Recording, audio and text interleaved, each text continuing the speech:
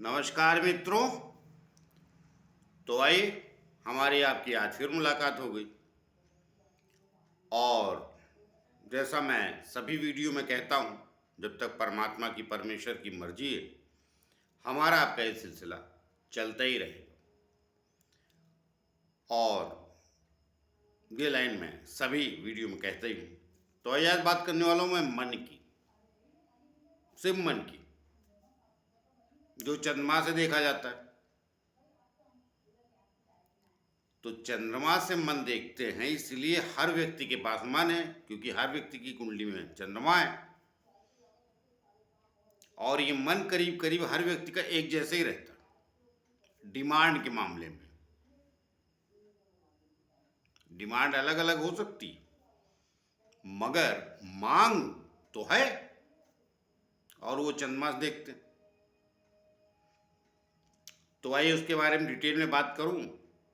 एक छोटी सी प्रार्थना और भी करता हूं कि जिन लोग हमारे चैनल सब्सक्राइब नहीं किया, कृपया कर लीजिए। उससे हमें बल और शक्ति मिलती है, जो आप लोगों के द्वारा ही आती। तो आइए बात करते हैं। देखिए भाई, अगर कुंडली की वास्तविकता आपको जाननी है तो सबसे पहले आप अपने मन को समझिए। इसकी मैं पहले भी कह चुका हूं और आगे भी मैं कहता रहूंगा, क्योंकि मुख्य आधार आपकी परेशानियों का यही है, मन। भगवान कृष्ण ने भी गीता में बार बार इसकी ही चर्चा की है, क्योंकि सबकी मुसीबत परेशानी का जड़ ये मन ही है, अर्थात चंद्रमा। तो चंद्रमा जब भी कुंडली में पीड़ित हो या ना हो, पीड़ित है तो ज़्यादा परेशान रहता आदमी, नहीं है खुशहाल भी है, चंद्रमा आपका सुखी है, तो भी वो बहुत डिमांड करने लगता है। एकदम भिखारियों की तरह मांगने लगता है समाज से। गाड़ी घोड़ा दौलत पैसा जो देखा वही चाहिए। तो मेरा कहने मतलब ये है कि पहले चंद्रमा को तो आप भिखारी बनाना छोड़िए, पहले इसे राजा बनाइए। कुछ देने की प्रवृत्ति भी सीखिए, समाज को, दुनिया को। जीना सबको राजा जैसा, स्वभाव एक को भी नहीं पालना। और क्या ये जो चंद्रमा मांग रहा है, तो आपने जाना है बाकी 8 ग्रह देने के मूड में है। मैंने पहले भी 1-2 वीडियो में बोला है,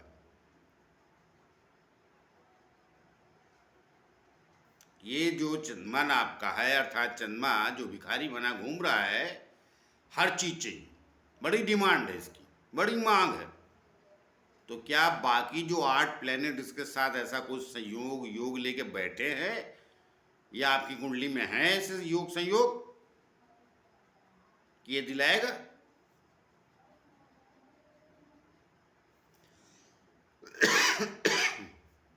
इसने मांगा और मिल गया?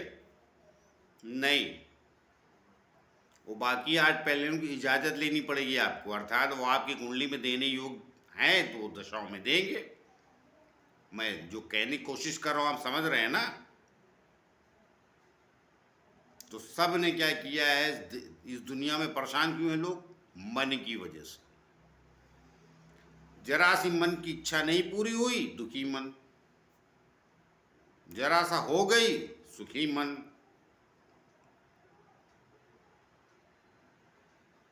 तो ये मन का जो चक्कर है ना, ये सुबह से लेकर शाम तक सुखी और दुखी होता रहता है।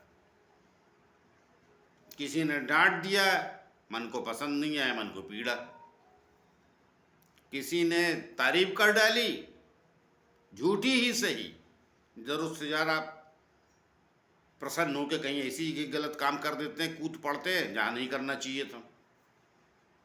जितने भी कार्य सही गलत है, ये मन ही उसका कारक है, बाकी ग्रह बाद में दोषी हैं।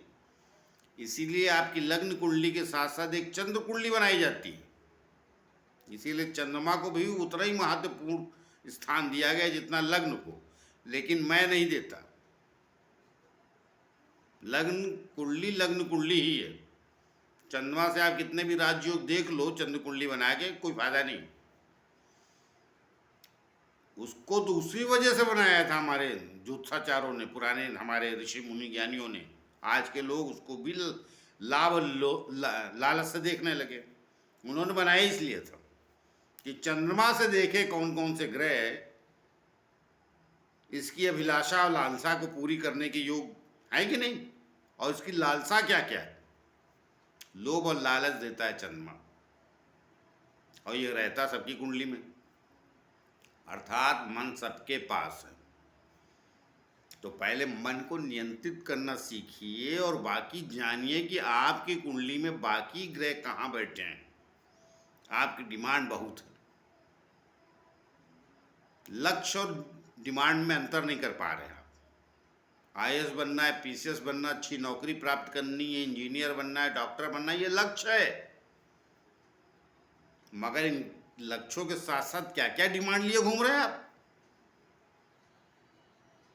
मन के 100 टुकड़े कर डाले और मिला कुछ नहीं, और जो भी मिला वो मन की वजह से नहीं मिला। मांगा आपने 2002 में, मिला 2020 में, तो उस ग्रहों की वजह से मिला। तो मैं इस बार इस लाइन में एक ही बात कह रहा हूं कि सुखी रहना है संसार में तो मन को भिखारी नहीं राजा बनाइए। मन के गुलाम नहीं, उस पर नियंत्रण करना सीखिए। तब जाके आप अपनी कुंडली का सही रूप से आकलन कर पाएंगे कि कौन सा ग्रह किस स्थिति में है, वो क्या देना चाहता है। ये यूट्यूब में भी जो आप वीडियो देखते हैं वो आपके मन के बहलाने के लिए तो हैं। हर कुंडली में राजयोग मिलता है, कोई कुंडली संसार की छोड़ी नहीं गई है, सब में राजयोग है। तो ये राजयोग में जीते क्यों नहीं सब के सब। अरे भाई, बहुत एस्ट्रोलॉजर हुए, 2-4 के नाम महान है, उन्होंने इतने राजयोग नहीं लिखे हैं। उसके बाद जो आते गए सब ने अपनी अपनी किताबें लिख डाली हैं, सबके राजयोग लिख डाले बहुतों के। कई तो ऐसे ऐसे नाम हैं जो अब लुप्त होने की कगार पे हम, अगर उसका भी राजयोग देते रहते इस युग में। अरे वो सतयुग और द्वापर का था, त्रेता का था। जैसे मैंने पीछे की वीडियो में कहा था, श्राप और आशीर्वाद दोनों लुप्त हो गया है। अब अगर आपको लग गई तो समाज की बद्दुआएं लगती हैं। कोई एक अकेला व्यक्ति श्रापित कर दे और सामने वाले जीवन बदल जाए, और कोई अकेला व्यक्ति आशीर्वाद दे दे, सामने वाले जीवन बदल जाए। ये सबसे बड़ी मूर्खता का विषय है आज के संसार में। ये जैसे द्वापर गया और कलयुग लगा, वो द्वापर में ही शक्तियां थी, आशीर्वाद और श्राप की। अब सबके सब इतने पाजी हैं, न तप है न बल है, आशीर्वाद और श्राप देने चले। एक बार दुखियारी मां का अवश्य लग सकता है, श्राप बस, बाकी कोई नहीं दे सकता। वो भी दुखियारी शब्द मैंने जोड़ा, ध्यान से ध्यान रखिएगा। जिसको बहुत कष्ट दे दिया कि संतान उसका। तो मन की स्थिति को मैं जो बार बार कह रहा हूं आपसे, उसे समझने का प्रयत्न कीजिए। चंद्रमा है एक, बाकी भी 8 ग्रह हैं, उनसे जानिए कि आपकी कुंडली वो बुध है, गुरु है। विवेक लगाइए कि उस सत्यता क्या कह रही कुंडली। 2 योग देख लिए, अरे मेरा बुद्धादित्य योग है, ये तो राजयोग देता है। अब जाने दी बहुत राज्य, उनकी चर्चा नहीं करूंगा। नहीं नहीं नहीं नहीं नहीं, वो ग्रहों का तालमेल नहीं बैठेगा तो कितने भी राजयोग लिखे हैं आपकी कुंडली में, कुछ नहीं होगा। तालमेल देखिए और दशाएं। तो सबसे पहले कब कैसे होगा ये, पहले चंद्रमा को मांग बहुत करता है, उससे इसको थोड़ा निजात दीजिए। बोलिए शांति कायम रखे। इसीलिए हर आश्रम में बोला जाता है मन को शांत रखें, ओम शांति ओम। सब ज्ञान मन का ही है भैया।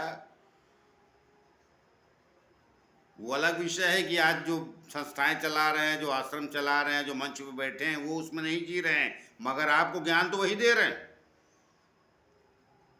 कि आप अपना मन शांत रखें। तो मन कैसे शांत होगा? मन शांत होता है ज्ञान से, और दुनिया की कोई ताकत नहीं है जो मन को शांत करे।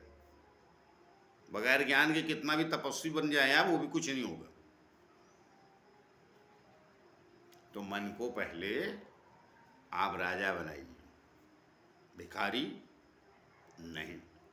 मांगना कम कीजिए, तो शांति और सुख थोड़े अपने आप आना शुरू हो जाते हैं। जहाँ डिमांड है वहाँ शांति सुख नहीं। जहाँ त्याग है, जहाँ देने की कला आती है, वहाँ शांति सुख है। मगर आप सब तो मांगे ही जा रहे हैं, देने ही नहीं किसी को कुछ। और जो देता है वही मान कहलाता है। वो राजनेता हो, वो चाहे समाज का व्यापारी हो या सोशल वर्कर हो या जो भी हो, और नियत से जो देता है, दिखावटेपन की बात नहीं, तो वो तो शक्ति ही अलग हो जाती है, वो आज भी कायम है। त्यागी मनुष्य महान हो जाता है। मगर सबको तो मांगना है, लेना है, देना तो ही नहीं किसी को। और इज्जत सब महानता की चाहते हैं, नहीं मिलती। तो फिर से कहता हूँ, मन को राजा बनाइए, भिखारी नहीं। तो आए मिलते किसी और नए विषय को लेकर। तब तक के लिए आज्ञा दीजिए। जाते जाते फिर से प्रार्थना है कि जिन लोग हमारे चैनल सब्सक्राइब नहीं किया, कृपया कर लीजिए, उससे हमें बल और शक्ति मिलती। तो आए मिलते किसी और नए विषय को लेकर। तब तक के लिए नमस्कार।